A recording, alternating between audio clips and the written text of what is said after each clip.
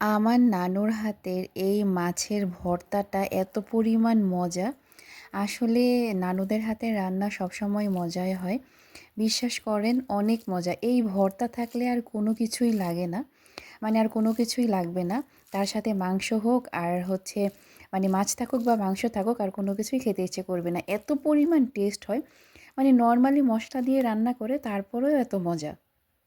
So আমি হচ্ছে আজকে আর কিছুই নেইনি। লাউটা যেহেতু শরীরের জন্য অনেক ভালো, সো লাউটা নিয়ে নিয়েছি।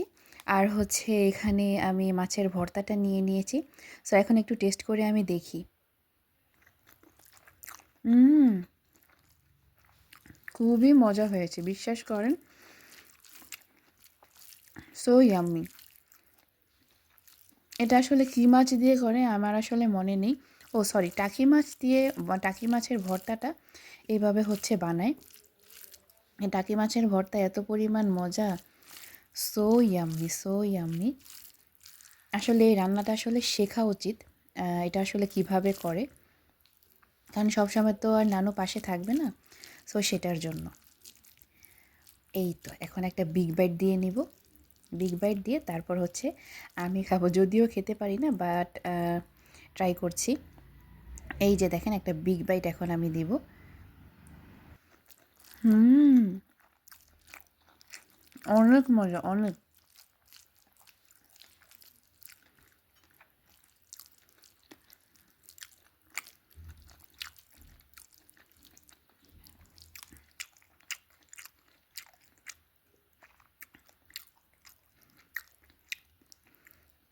সো আরেকটা লোকমা নিয়ে নিয়েছি। সো এখন এটা ট্রাই করব। হুম,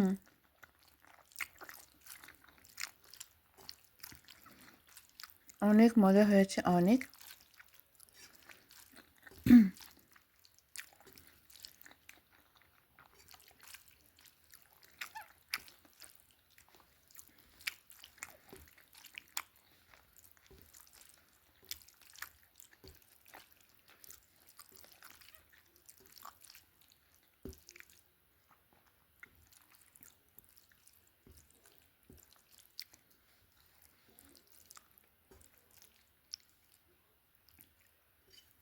আর এখানে হচ্ছে লাউ মাখিয়ে নিয়েছি।